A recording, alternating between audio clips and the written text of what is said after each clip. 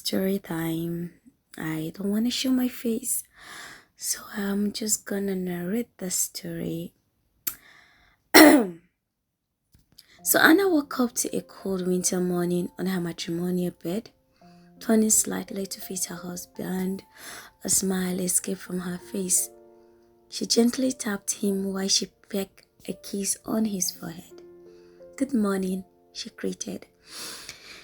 The newly couples just got back home the previous night from their honeymoon at South Africa. The day was promising. As she expected, she had no idea on what was coming. Anna received an emergency call from a hospital few hours after reaching her place of work. Tensed and confused, she sped to the hospital only to meet her husband at a state where he had to fight for his life. Blasting in tongues and weeping most times, she paced to and fro impatiently in the waiting room. 45 minutes through the battle, the doctor confirmed her husband dead, giving Anna a moment with the dead. She held onto his hand in a sign of agreement while she spoke to her father.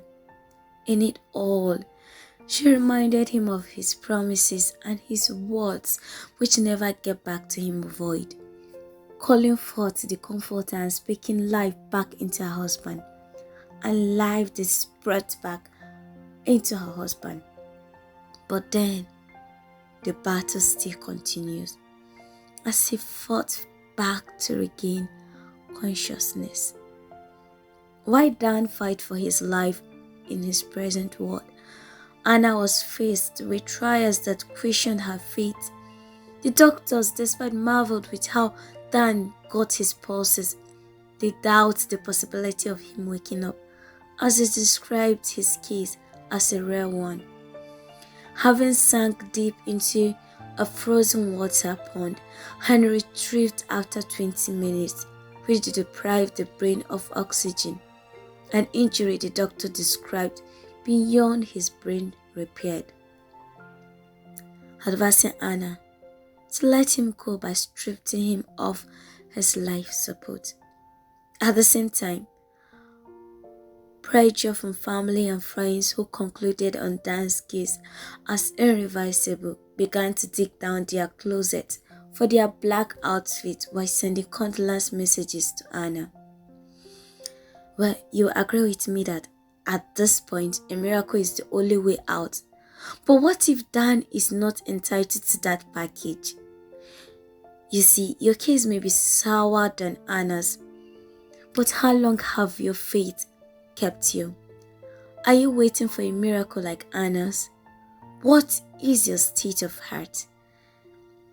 The word faith, as described in Hebrews chapter 11 verse 1 said, that now faith is the substance of things hoped for and evidence of things that are not seen. Exhibiting faith is hard, especially at times like this. Doubt begins to crawl in as you question God. But note this, the fuel for faith is grace, and when grace is sufficient, faith conquers. In words of Bishop Dr. Chris, he said, "Deep calleth unto deep, is grace calling into the depth of your troubles, pain and frustration. It is God's grace meeting you at the junction of every battle of your life. Deep battles don't attract sympathy or empathy because your friends, your families, your relations and every other person think you are okay.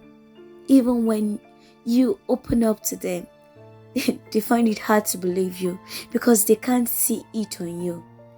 They won't understand your battle because it is in the deep. But deep battles attracts God's deepest love." Now let's get back to the story.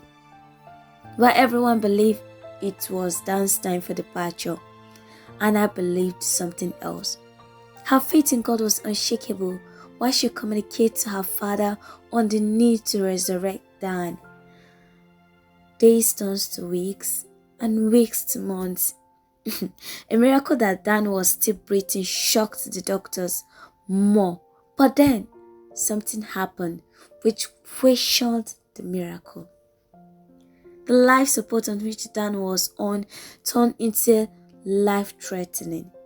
The injections administered daily were having tremendous side effects, causing raging fever and instability in Dan. Anna had to went back to God. While in her words, she said, "Father, my refuge and strength, be my present help." Your word says in Hebrews chapter 4 verse 16, "We should come boldly to the throne of grace that we may obtain mercy and find grace to help in time of need." Father, I need you now, Lord. I know you love Dan just as much as I do, or even more. But I'm sorry, I am broken. I am desperate. I'm full of pride, but I get it. I get it now. I can't hold the wheel and still expect you to drive. Father, I'm letting go. I surrender. Take the wheel. Now, after resolving in her heart to take the right step, she met the doctor and asked him to take off Dan's life support and let God make the decision. Well, the doctors were astonished, and they just had to do as they were told. And immediately they took off the life support. The miracle happened. Dan regained consciousness and he reunited his wife, a miracle that caused many others to believe in God. But then, one of the doctors asked an interesting question. He said, "Why do God save some and not all?" Now, beloved, you might have asked same or similar questions as the doctors, but I want you to know that His thoughts are not our thoughts, and His ways are not like ours. Because as the heavens are higher than the earth, so are His ways higher than our ways, and His thoughts higher than our thoughts. For God understands your pain and knows your heart. Don't forget, we are made in His likeness, and when we are in pain, He feels the pain too.